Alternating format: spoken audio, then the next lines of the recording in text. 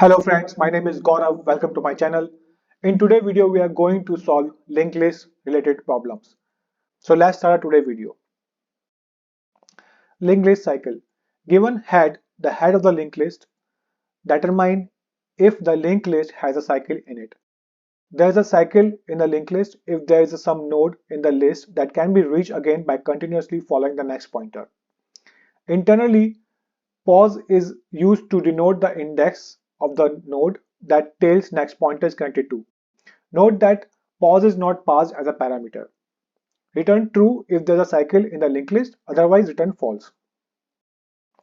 So in this example, we can see there's an input, we have the values, and the position is 1. The output is true because there's a cycle in the linked list where the tail connects to the first node. Similarly, we can see in the second example, the position 0, there is a cycle in the linked list where the tail connects to the 0th node. And in third example, we can see the output is false because there is no cycle in the linked list. So how are we gonna solve this problem in C#? So there's a efficient solution using the two-pointer technique. Imagine there are two runners with different speed. If they are running on a straight line, the fast runner will first arrive at the destination.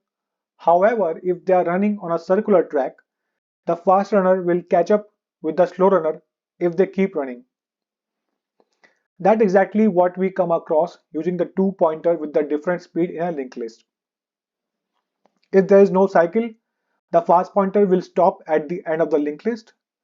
If there is a cycle, the fast pointer will eventually meet the slower pointer. So the only remaining problem is what should be the proper speed of the two pointers. So it is safe choice to move the slow pointer one step at a time while moving the fast pointer two steps at a time. For each iteration, the fast pointer will move one extra step. If the length of the cycle is m, after m iterations, the faster pointer will definitely move one more cycle and catch up with the slow pointer. So let's see how we are going to solve this problem in C#. We already have a single list node class provided by the Leetcode where we have a value and the next pointer.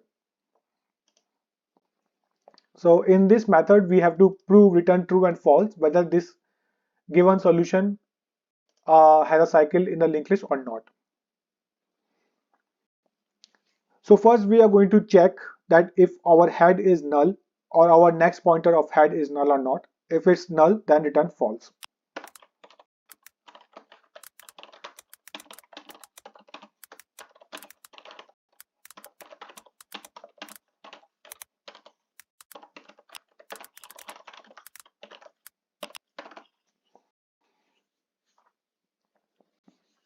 So now we are going to initialize two pointers, slow and fast, to the head of the linked list.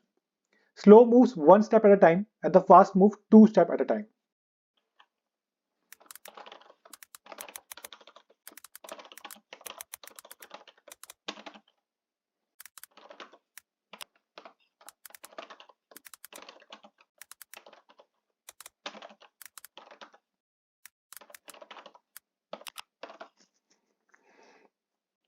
Now we are going to traverse the linked list.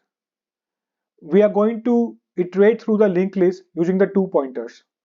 If there is no cycle, fast will eventually reach the end of the list, but if there is a cycle, the fast will eventually catch up the first slow pointer.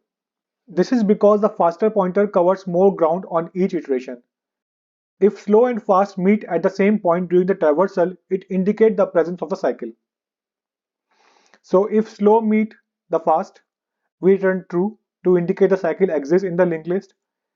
If fast switches at the end of the list without meeting the slow, we return false as there is no cycle. So we are going to use while loop for iteration, where we are going to check if fast is not equal to null and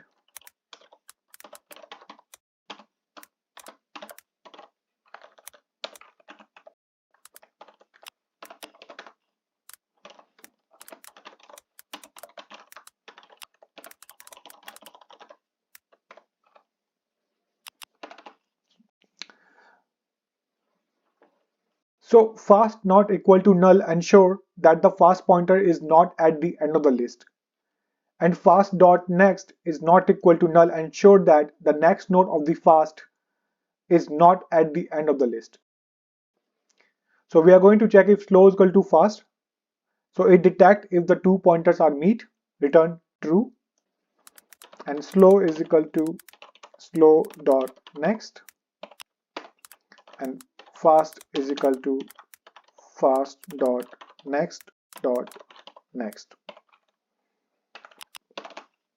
If there is a cycle, the fast will eventually enter the cycle and catch up to the slow. If there is no cycle, fast will catch up at the end of the list. The condition fast.next is not equal to null ensure that we can safely access fast.next without causing a null reference exception. In the end, if they are not matching, we are going to return false. So let's run this code and see if there's error or not. So for this given input, our answer is true and our expected answer is true. Let's submit this code. And this is completely accepted. Please try to solve this problem in any other language like C++ or JavaScript, which is supported by Leetcode. Or if you have any other better solution to solve this problem, please enter your code in comment section and I will definitely check and give my heart if the code works perfectly. I hope you enjoy this video and I will see you in the next video.